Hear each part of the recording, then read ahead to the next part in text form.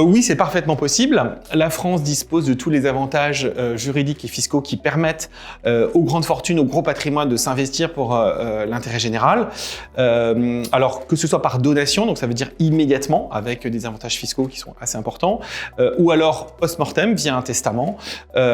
Évidemment, il y a la question des héritiers réservataires qui peut se poser, mais tout ça peut être vu et on a tous les avantages que donne la loi pour permettre notamment à ces héritiers de participer à l'opération et la rendre possible.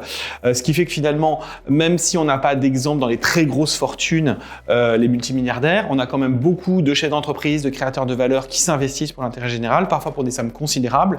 Donc on n'est pas encore au niveau de Bill Gates et Warren Buffett, mais je pense que la France s'y rapproche quand même d'année en année.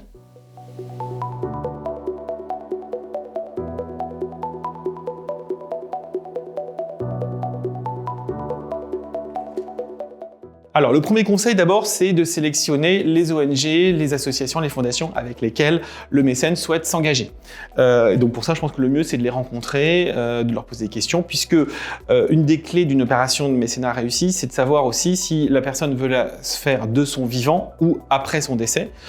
Et parfois, c'est bien d'initier les choses de son vivant, ne serait-ce que pour bénéficier des réductions d'impôts qui existent, mais aussi, si on a l'idée de compléter ça par un testament, eh bien de pouvoir s'assurer que les volontés, les buts qu'on souhaite poursuivre seront bien ceux qu'on a en tête et rien de mieux qu'une expérience première pour y arriver. Ensuite, il y a effectivement la question de se dire est-ce que je multiplie ma générosité ou pas? Il faut savoir quand même que plus on va saupoudrer son mécénat, plus on va désigner de bénéficiaires, plus les choses vont être compliquées. Moi, dans mon exemple, le pire dossier que j'ai eu, c'était avec 20 associations. Ça rend les choses très compliquées.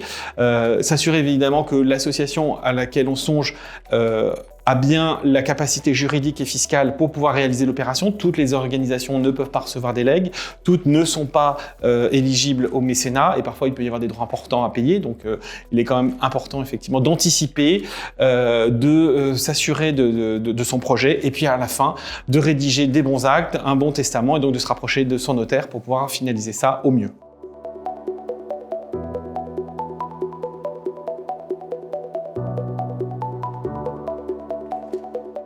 Pour ce qui est de la fiscalité, la France bénéficie de la fiscalité la plus attractive.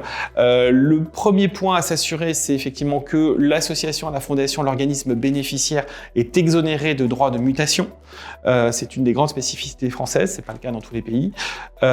Certaines ne le sont pas, et dans ces cas-là, on peut avoir une fiscalité soit comme entre frères et sœurs, entre 35 et 45% d'impôts, soit voire même jusqu'à 60% d'impôts pour les organismes qui ne sont pas considérés comme étant d'intérêt général.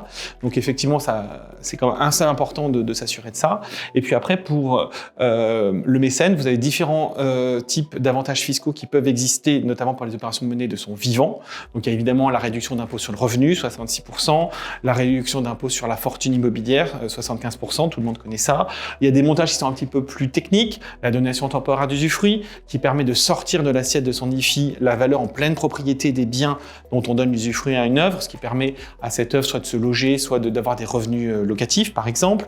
Vous avez la possibilité aussi de donner la nue propriété de votre maison pour en garder l'usufruit. Dans ces cas-là, vous n'êtes plus taxable à l'IFI que sur la valeur de cet usufruit. Vous avez ce qu'on appelle le don sur succession. Vous héritez de quelqu'un, vous payez beaucoup d'impôts, les biens sont pas forcément faciles à vendre dans un délai rapide.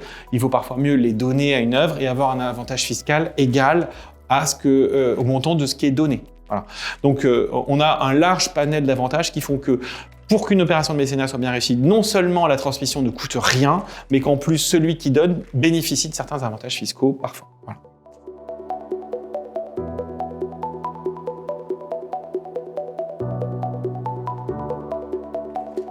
La pérennisation de son action philanthropique, c'est tout simplement la faculté de consacrer une partie de sa fortune à une cause et de s'assurer que cet argent va être dépensé non pas en une fois, mais en plusieurs fois, et ce, dans le temps. Et ça peut s'assortir de la préservation d'un monument historique, par exemple, de remettre un prix qui va porter le nom de quelqu'un, parfois une personne disparue, parfois son conjoint, parfois soi-même, et ce, pendant une durée la plus longue possible.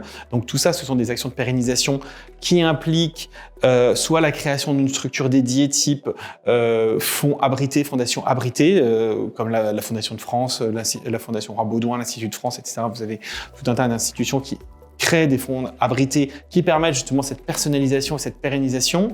Parfois même, vous avez certains mécènes qui souhaitent créer leur propre structure.